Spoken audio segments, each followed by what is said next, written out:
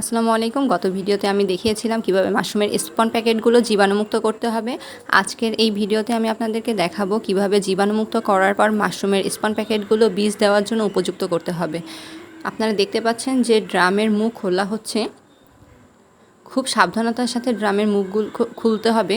যদি বর্ষাকাল হয়, যেহেতু এখন বর্ষাকাল, এই সময় করলে ড্রামের মুখে পানি জমতে পারে, সেই পানিটা যাতে ভিতরে না পড়ে সেদিকে খেয়াল রাখতে হবে। এই কারণে খুব সাবধানতার সাথে ড্রামের মুখটা খুলতে হবে। আর জীবাণুমুক্ত করার ক্ষেত্রে তো আমি আগের ভিডিওতে বলেছি যে ভাপ ওঠার 5 থেকে 6 ঘন্টা পর্যন্ত, ভাপ ওঠার পরে 5 থেকে 6 ঘন্টা পর্যন্ত আপনাদেরকে জীবাণুমুক্ত করার জন্য জাল দিতে হবে। দেখতে হবে যে চুলার জাল ঠিকমতো জ্বলছে কিনা। এটা ড্রামে যখন জীবাণুমুক্ত করবেন সেই ক্ষেত্রে এটি প্রযোজ্য। অটোক্লেভ মেশিনের ক্ষেত্রে আলাদা, এটা আমি আগেও বলেছি। জীবাণুমুক্ত করা হয়ে গেলে আপনারা চুলার জাল একদম নিভিয়ে দিবেন আর ড্রামকে ওইভাবেই রেখে দিবেন 2 থেকে 3 ঘন্টা, বা পুরো রাত। যদি বিকালে বা সকালের দিকে করেন তাহলে সেদিন পুরোটাই ওইভাবে রেখে দিবেন। দিয়ে রাত্রের বেলা বা পরবর্তী দিন সকালে আপনারা ড্রামের মুখ খুলবেন, খুলে প্যাকেটগুলো যেখানে বীজ দিবেন সেখানে নিয়ে যাবেন।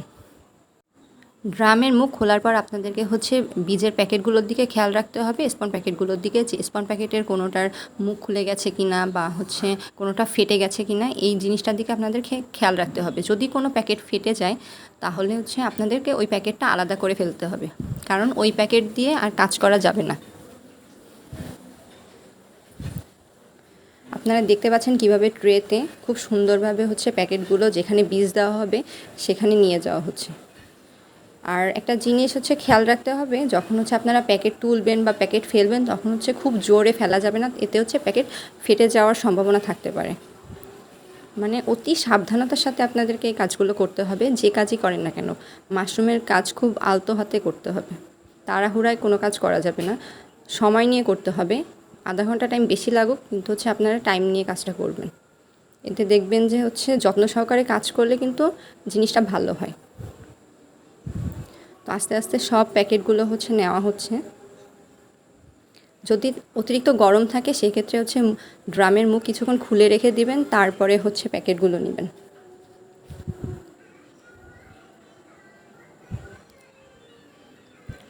আর ড্রামে জীবাণুমুক্ত করার ক্ষেত্রে একটা জিনিস দেখা যায় যে অনেক প্যাকেটই নষ্ট হয়।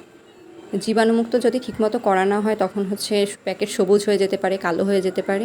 এই জিনিসটা খেয়াল রাখতে হবে। তবে মন খারাপ করা যাবে না, চেষ্টা করতে হবে। পরবর্তী ভিডিওতে আপনাদেরকে দেখাবো যে প্যাকেটগুলোতে কিভাবে বীজ দেওয়া হয় বা মাদার দেওয়া হয়। আজকে এই পর্যন্তই। আল্লাহ হাফেজ।